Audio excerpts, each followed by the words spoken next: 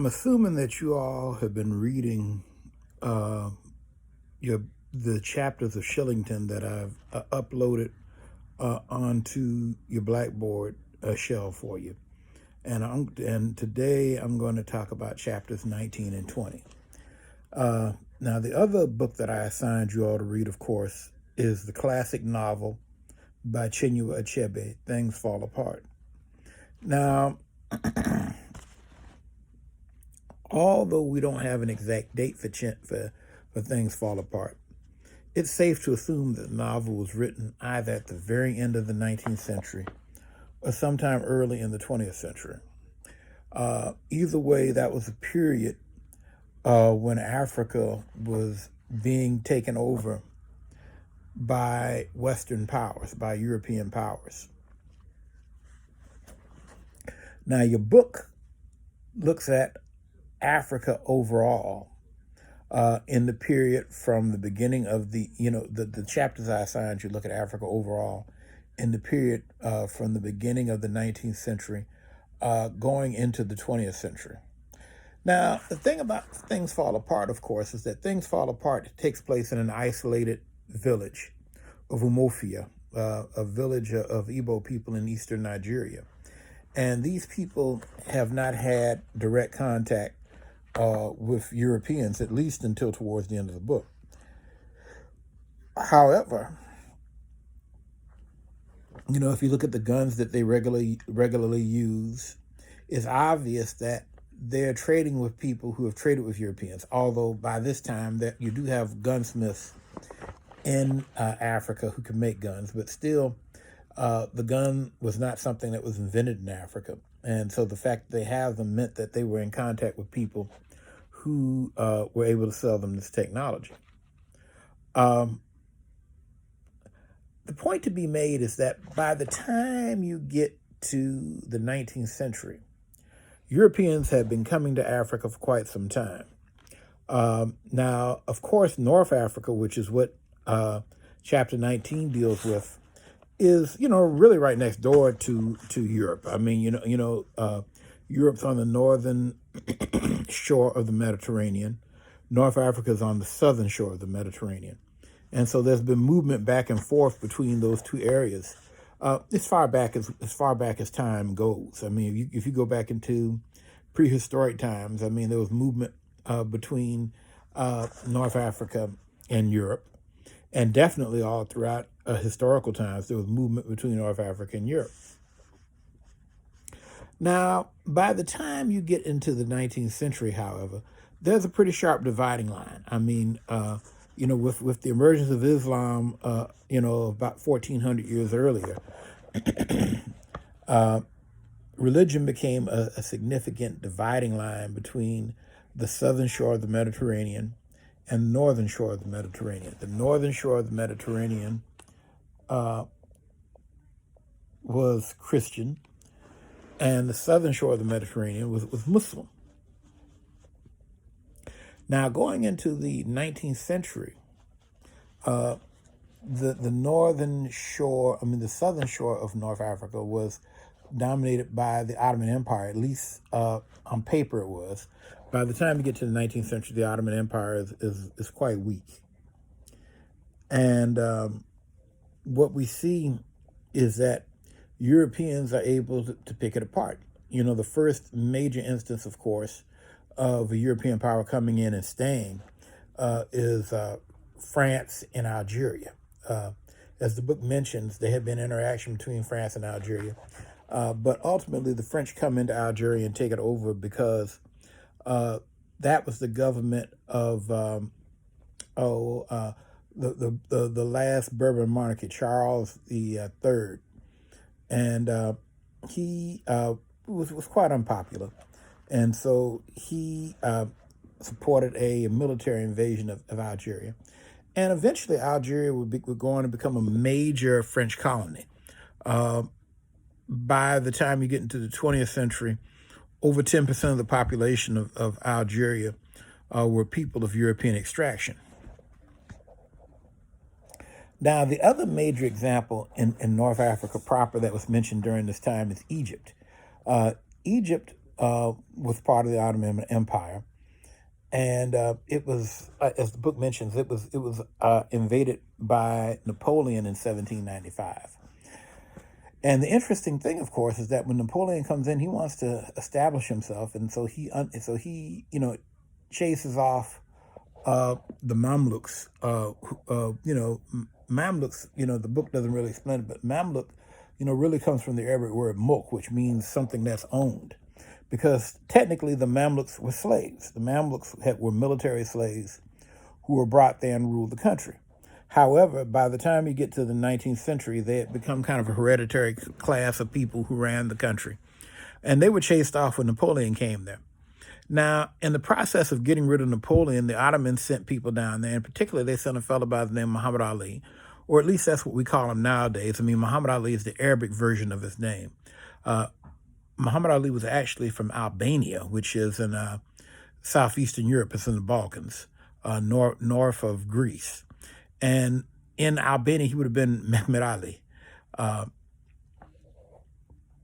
But he ends up being the guy who, he looks at what the Europeans were doing. He looks at their technology.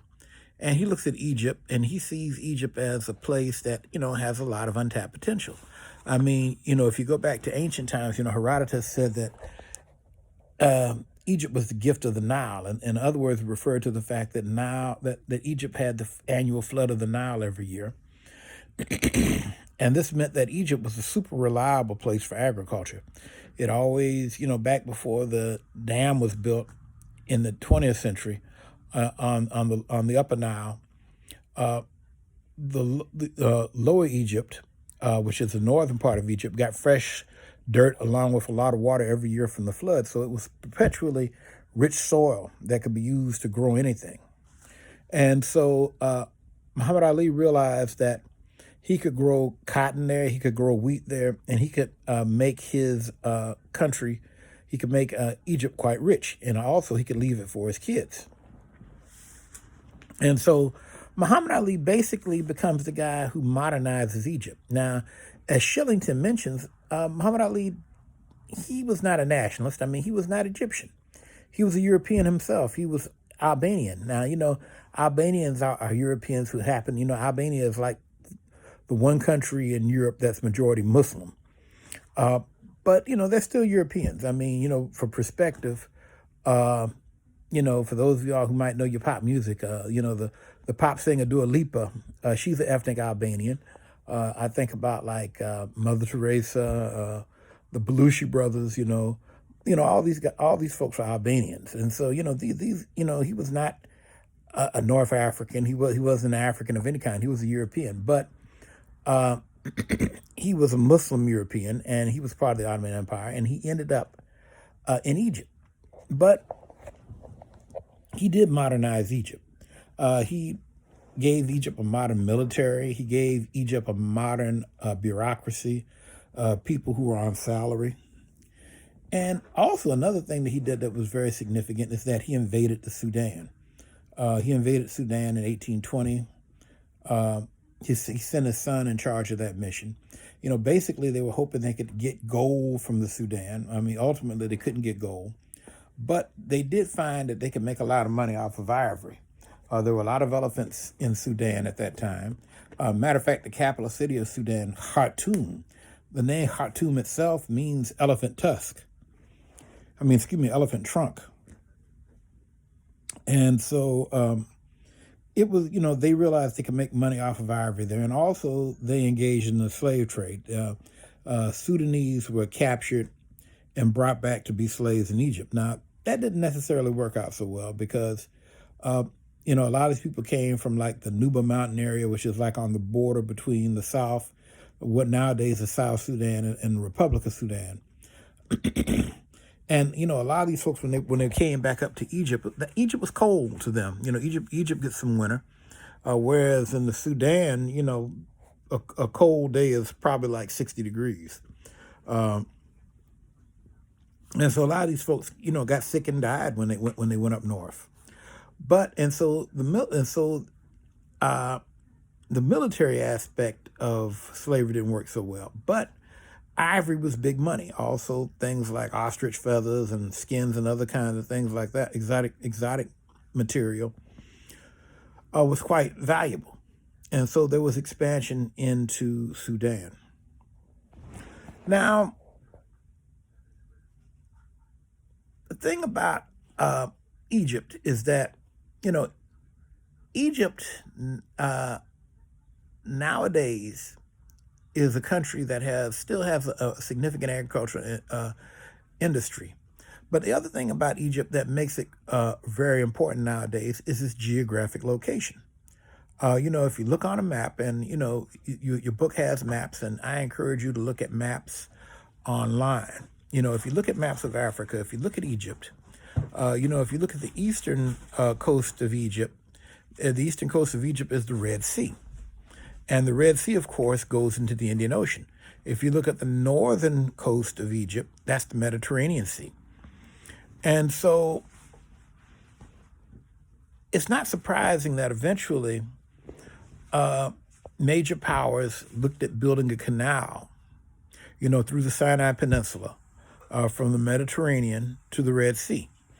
And the British in particular were very interested in this because by building the canal, this meant that they could go straight from Europe to their most important possession, which was India.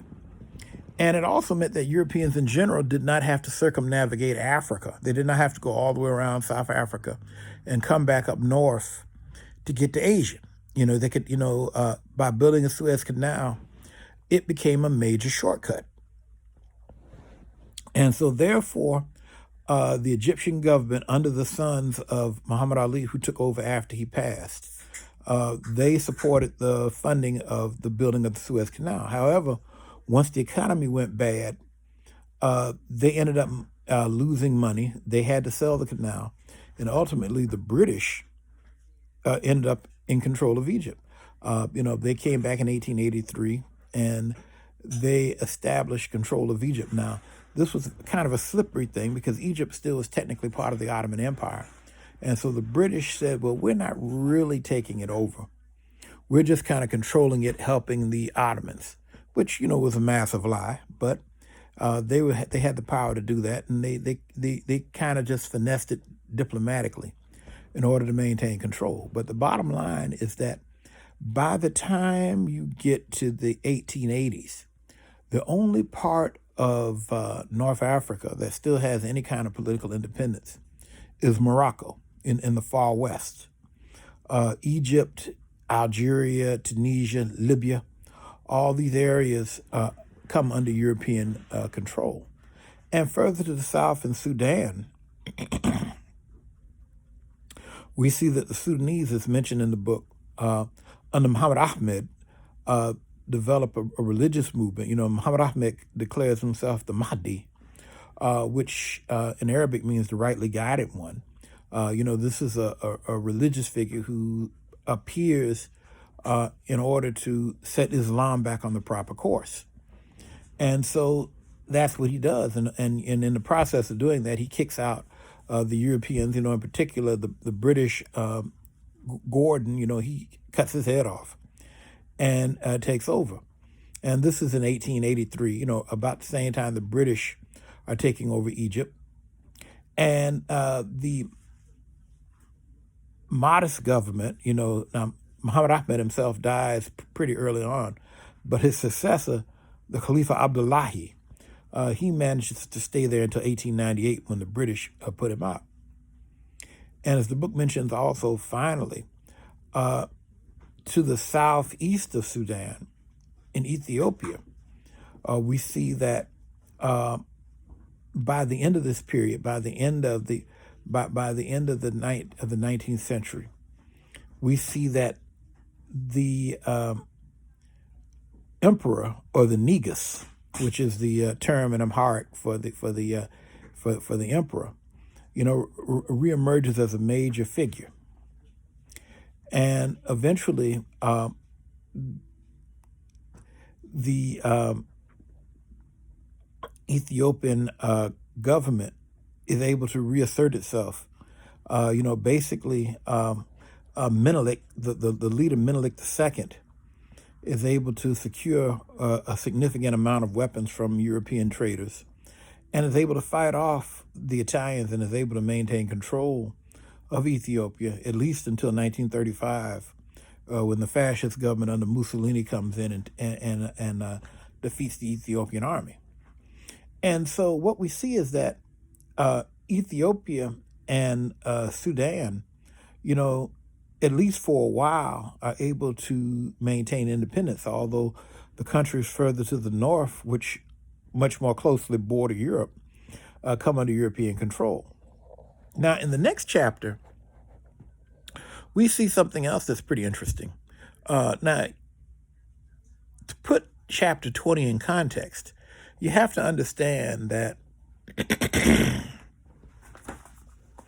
Europeans have been regularly doing business in sub-Saharan Africa for about 400 years by the time we get to the period talk about here. I mean, the Portuguese first come to sub-Saharan Africa. They first crossed the Senegal River in 1441. And so you have European trade of one kind or another going on with sub-Saharan Africa from the 15th century onward. Now, the significant thing, however, is that most European trade in Africa was very limited. First of all, for a long time, the major item that was purchased was slaves. And this was because of the Transatlantic slave trade, which was, one of the biggest movements of people in world history. Over 12 million people over the course of several hundred years were taken from Africa and taken to the Americas. Now, the interesting thing about the slave trade, however, is that, Europeans didn't go deep into the African interior to get slaves. I mean, they basically stayed on the coast. And they procured slaves from African middlemen who were able to capture slaves. People that were captured in war, people who had been convicted of crime, or quite often people from ethnic groups that did not have large political structures. These were the people who were captured and sent into slavery. Now, what this meant was that in different parts of coastal Africa, you had European trading communities. In some places, you had Europeans set up small colonial offices that had regular contact with local African populations. Now, in tropical Africa, these areas tended not to be too heavily populated with Europeans, simply because if you look at the coast of West Africa, if you look at Central Africa, if you look at East Africa, these tend to be areas where you have a lot of malaria, a lot of yellow fever, a lot of diseases to which most Europeans have very limited immunity. And so because of that, the populations of whites or Europeans in those areas was never very large. And the one exception to this, of course, is South Africa, which has a climate more like, say, the south of France or southern Italy than areas further north in Africa. And so therefore, that's an area, especially around Cape Town, in which it's easier for Europeans to occupy.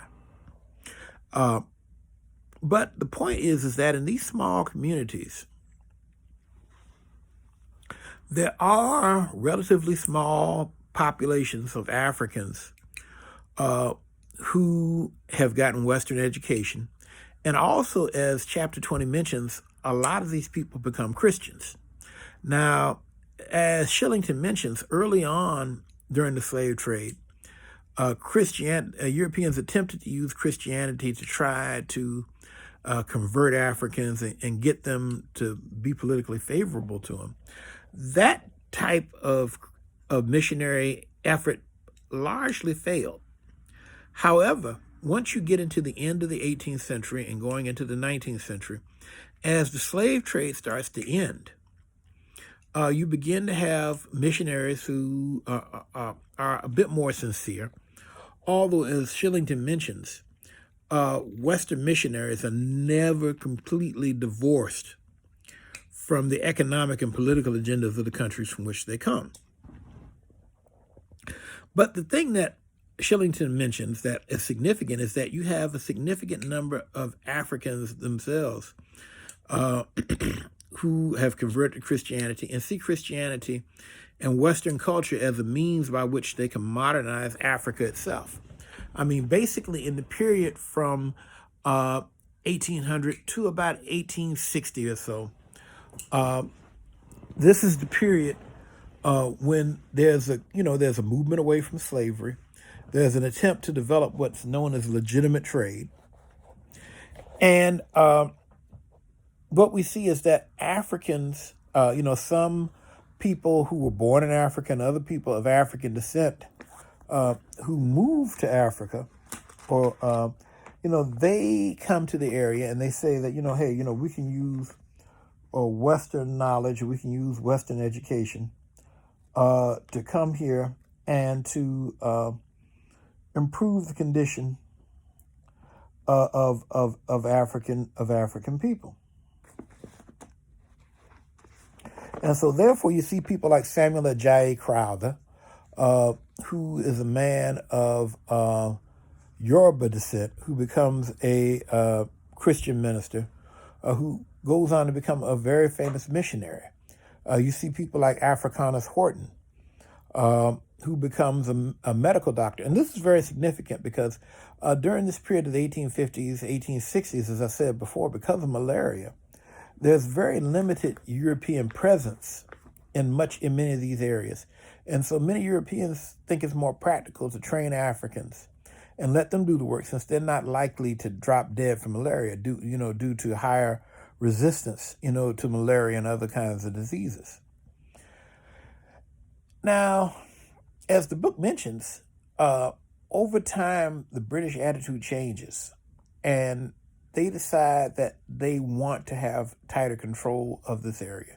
Like, for instance, they mention on the Gold Coast, where Africanus Horton and other people are, they end up fighting a couple of wars with the Asante Empire. The first time, the British invade and they're not really prepared and they get defeated. The second time, they really prepare and they're able to defeat Asante, and then they declare a colony over the entire Gold Coast. Now, the point to be made here is that what we see is that from the 1800s, from the early 1800s to the 1860s, and then eventually, you all can see this more in chapter 21, Europeans go from an attitude of, not really wanting to invest that much into Africa, into deciding that they really want to get into Africa, and they see the potential for economic development, and there becomes a great competition, or what eventually becomes known as a scramble for Africa. And so it's interesting because, basically you have a period in which it seems as if though maybe Western educated Africans in West Africa, or maybe in Southern Africa, could take Christianity and Western education and maybe establish a significant elite of educated Africans, Western educated Africans. It's always important to say Western educated, because it's not like other Africans didn't have education. They did not have Western education, but these people clearly were trained and taught and understood their traditional knowledge and culture. But anyway, but the point is that there's a period in time in which it appears that maybe some of these Western educated Africans might end up becoming an elite that could help establish a more independent Africa. However, that does not happen. And instead, you have the situation that you see in your book, Things Fall Apart, where Christian Africans basically end up working for Europeans and, basically kind of becoming the folks who attack the traditional culture and, really kind of end up carrying out dirty work for Europeans. And what we see is that any potential for Africans absorbing European knowledge and maybe using it to their advantage goes by the wayside. And ultimately, you end up seeing the colonial kind of situation that we see developing and things fall apart. And so, really, when you read both of these books, I want you to think about how the material in each book relates to the material in the other book, because it's all connected. Now, I'll be talking some more about these chapters so you all can get a better understanding of how these things work together. And so you will have an understanding of what I'm looking for when you get your first exam. Anyway, that's it for today. I hope this is useful to you.